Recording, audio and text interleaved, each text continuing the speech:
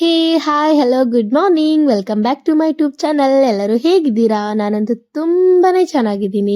ನೀವು ಕೂಡ ಚೆನ್ನಾಗಿದ್ದೀರಾ ಅಂತ ಅಂದ್ಕೊಳ್ತಾ ಈ ಒಂದು ವಿಡಿಯೋನ ಸ್ಟಾರ್ಟ್ ಮಾಡ್ತಾ ಇದ್ದೀನಿ. ಇವತ್ತೊಂದು ಮದುವೆ ಫಂಕ್ಷನ್ಗೆ ಹೋಗೋದಿತ್ತು. ಸೊ ಹಾಗಾಗಿ ಮನೆ ಕೆಲಸ ಎಲ್ಲ ಪಟಾಪಟ್ ಅಂತ ಮುಗಿಸ್ಬಿಟ್ಟು ಇನ್ನು ಸ್ಯಾರಿನ ಸೆಲೆಕ್ಟ್ ಮಾಡ್ಕೊಳ್ತಾ ಇದ್ದೆ. ನಾನಿವತ್ತು ಈ ಒಂದು ಸ್ಯಾರಿನ ವೇರ್ ಮಾಡೋಣ ಅಂತ ಅಂದ್ಬಿಟ್ಟು ಸೆಲೆಕ್ಟ್ ಮಾಡ್ಕೊಂಡೇ ಬಿಟ್ಟೆ. ನೋಡಿ, ಇದು purple sari with pink blouse ಬಂದಿದೆ. ನನಗೆ ಈ ಸ್ಯಾರಿ ತುಂಬಾ ಕಂಫರ್ಟಬಲ್ ಫೀಲ್ ಕೊಡುತ್ತೆ. ಬೇರೆ ಹೋಗ್ತಾ ಇದ್ವಿ, ಸೊ ಹಾಗಾಗಿ ಕಂಫರ್ಟ್ ಆಗಿರೋ ಸ್ಯಾರಿನೇ ವೇರ್ ಮಾಡಬೇಕಲ್ವಾ. ಸೊ ಹಾಗಾಗಿ ಈ ಒಂದು ಸ್ಯಾರಿನ ಸೆಲೆಕ್ಟ್ ಮಾಡ್ಕೊಂಡೆ. ಬನ್ನಿ ನೆಕ್ಸ್ಟ್ ಈ ಸ್ಯಾರಿನ ವೇರ್ ಮಾಡಿದ್ಮೇಲೆ ಯಾವ ಥರ ಕಾಣಿಸ್ತೀನಿ ಅಂತ ಅಂದ್ಬಿಟ್ಟು ನೀವೇ ನೋಡಿ. ಸ್ಯಾರಿ ಈ ಥರ ವೇರ್ ಮಾಡಿದ್ದೀನಿ. ಹಾಗೆ ನೆಕ್ಸ್ಟ್ ಮುಖಕ್ಕೆ ಏನಾದರೂ ಸ್ವಲ್ಪ ಮೇಕಪ್ ಮಾಡ್ಕೊಳ್ಳೋಣ ಅಂತ ಹೇಳ್ಬಿಟ್ಟು ಒಂದು ಮಾಯ್ಶ್ಚರೈಸರ್ ಕ್ರೀಮ್ನ ಯೂಸ್ ಮಾಡ್ತಾ ಇದ್ದೀನಿ. ಸ್ಕಿನ್ನು ತುಂಬಾ ಡ್ರೈ ಆಗಿತ್ತು, ಸೊ ಹಾಗಾಗಿ ಮಾಯ್ಶ್ಚರೈಸರ್ ಕ್ರೀಮ್ನ ಸ್ವಲ್ಪ ಜಾಸ್ತಿನೇ ಯೂಸ್ ಮಾಡ್ತಾ ಇದ್ದೀನಿ. ಹಾಗೆ ಇದನ್ನು ಮುಖಕ್ಕೆಲ್ಲ ಸ್ಪ್ರೆಡ್ ಮಾಡ್ಕೊತೀನಿ. ಸ್ಪ್ರೆಡ್ ಮಾಡ್ಕೊಂಡಿದ್ದಾದಮೇಲೆ ಒಂದು 2 ಮಿನಿಟ್ಸ್ ಗ್ಯಾಪ್ ಕೊಟ್ಟೆ, ಯಾಕಂದರೆ ಸ್ವಲ್ಪ ಅದೆಲ್ಲ ಚೆನ್ನಾಗಿ ಡ್ರೈ ಆಗಲಿ ಅಂತ ಹೇಳ್ಬಿಟ್ಟು, ಸ್ಕಿನ್ನೆಲ್ಲ ಅಬ್ಸರ್ವ್ ಆಗಲಿ ಅಂತ ಹೇಳ್ಬಿಟ್ಟು. ನೆಕ್ಸ್ಟು ಒಂದು ಫೌಂಡೇಶನ್ ಕ್ರೀಮ್ನ ಯೂಸ್ ಮಾಡ್ತಾ ಇದ್ದೀನಿ. ಕ್ರೀಮ್ನ ಚೆನ್ನಾಗಿ ಮುಖಕ್ಕೆಲ್ಲ ಸ್ಪ್ರೆಡ್ ಮಾಡ್ಕೊಳ್ತಾ ಇದ್ದೀನಿ. ಹಾಗೆ ನೆಕ್ಸ್ಟ್ ಒಂದು ಸ್ಟಿಕ್ಕರ್ನ ಹಚ್ಕೊಳ್ತಾ ಇದ್ದೀನಿ. ಹಾಗೆ ಸ್ವಲ್ಪ ಲಿಪ್ಸ್ಟಿಕ್ ಹಾಗೆ ಕಾಜಲ್ನ ಹಚ್ಕೊಳ್ತಾ ಇದ್ದೀನಿ. ಇವಾಗ ಸ್ವಲ್ಪ ಸಿಂಪಲ್ ಆಗಿರೋ ಹೇರ್ ಸ್ಟೈಲ್ನ ಮಾಡ್ಕೊಳ್ಳೋಣ ಅಂತ ಅಂದ್ಬಿಟ್ಟು, ಹೆಣ್ಮಕ್ಳಿಗೆ ತಲೆ ಸ್ನಾನ ಅಂತ ಮಾಡಿಬಿಟ್ರೆ ಅವ್ರಿಗೆ ಅವರೇ ಹೀರೋಯಿನ್ ಅನ್ನೋ ಥರ ಫೀಲ್ ಆಗುತ್ತೆ. ಸೊ ನನಗೂ ಕೂಡ ಹಾಗೆ ಕೂದಲನ್ನ ಪದೇ ಪದೇ ಮುಟ್ಕೊಳ್ಳೋದು, ಒಂದೆರಡು ಸ್ಟೆಪ್ ಕೂಡ ಹಾಕೇ ಬಿಟ್ಟೆ. ಹಾಗೆ ಡ್ಯಾನ್ಸ್ ಎಲ್ಲ ಮಾಡಿದ್ದು ಸಾಕು, ಇನ್ನು ರೆಡಿ ಆಗೋಂದ್ರು ನಮ್ಮ ಮನೆಯವರು. ಇವಾಗ ಒಂದು ಸಿಂಪಲ್ ಆಗಿರೋ ಹೇರ್ ಸ್ಟೈಲ್ನ ಮಾಡ್ಕೊಳ್ಳೋಣ ಅಂತ ಅಂದ್ಬಿಟ್ಟು ಊರಲ್ಲಿರೋ ಎಲ್ಲ ಹೇರ್ ಸ್ಟೈಲು ಮಾಡ್ಕೊಂಡಿದ್ದಾದಮೇಲೆ ಯಾವ ಹೇರ್ ಸ್ಟೈಲು ನನಗೆ ಸೆಟ್ಟೇ ಆಗಲಿಲ್ಲ. ನೆಕ್ಸ್ಟ್ ಮಾಮೂಲಿ ನಮ್ಮ ಹೇರ್ ಸ್ಟೈಲ್ ಇದೆ ಅಲ್ವಾ, ಈ ಒಂದು ಸಿಂಪಲ್ ಹೇರ್ ಸ್ಟೈಲ್ನ ಮಾಡಿಕೊಂಡೆ. ಹಾಗೆ ಇವಾಗ ಸ್ವಲ್ಪ ಜ್ಯುವೆಲ್ರೀಸ್ನ ವೇರ್ ಮಾಡೋಣ ಅಂತಂದ್ಬಿಟ್ಟು ಬ್ಯಾಂಗಲ್ಸ್ನ ವೇರ್ ಮಾಡ್ತಾ ಇದ್ದೀನಿ. ಈ ಬ್ಯಾಂಗಲ್ಸ್ನ ನನಗೆ ನನ್ನ ಪ್ರೀತಿಯ ತಮ್ಮ ಕೊಡಿಸಿರೋದು. ಯಾವ ಸ್ಯಾರಿಗೆ ಹಾಕ್ಕೊಳ್ಳೋಣ, ಯಾವಾಗ ಹಾಕ್ಕೊಳ್ಳೋಣ ಅಂತ ವೇಟ್ ಮಾಡ್ತಾ ಇದ್ದೆ.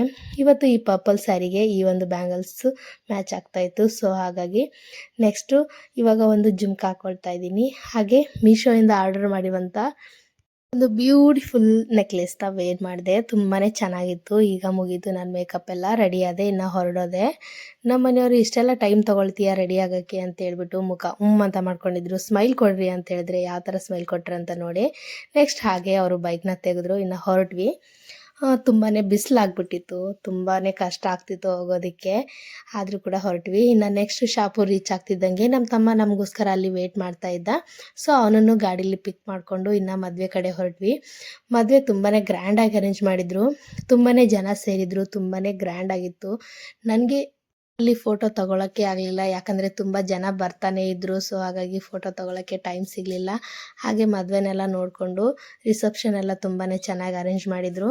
ಮದುಮಗ ಮದುಮಗಳು ಈ ಥರ ಕಾಣಿಸ್ತಾ ಇದ್ದಾರೆ. ಸ್ವಲ್ಪನೇ ಕಾಣಿಸ್ತಾ ಇದೆ ಫೇಸು, ತೋರ್ಸೋಕ್ಕೂ ಆಗ್ತಾಯಿಲ್ಲ. ನೆಕ್ಸ್ಟ್ ಊಟನ ಮಾಡಿದ್ವಿ.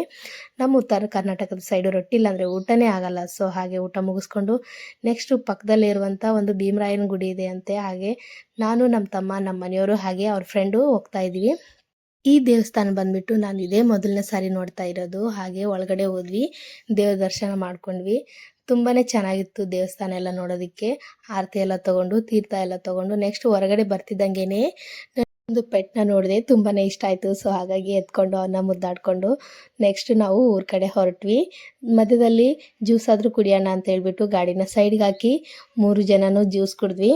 ಇನ್ನು ಜ್ಯೂಸ್ ಕುಡಿದಿದ್ದಾದ್ಮೇಲೆ ನಮ್ಮ ತಮ್ಮನ್ನ ಪುರಲ್ಲೇ ಡ್ರಾಪ್ ಮಾಡಬೇಕಾಗಿತ್ತು. ಊರಿಗೆ ಬಾ ಹೋಗೋಣ ಅಂದರೆ ಅವನು ಆಗಲ್ಲ, ಡ್ಯೂಟಿ ಇದೆ ಅಂತ ಹೇಳ್ದ. ಸೊ ಹಾಗಾಗಿ ಅವನ್ನ ಡ್ರಾಪ್ ಮಾಡಿಬಿಟ್ಟು ಇನ್ನು ಊರ ಕಡೆ ಹೊರಟ್ವಿ.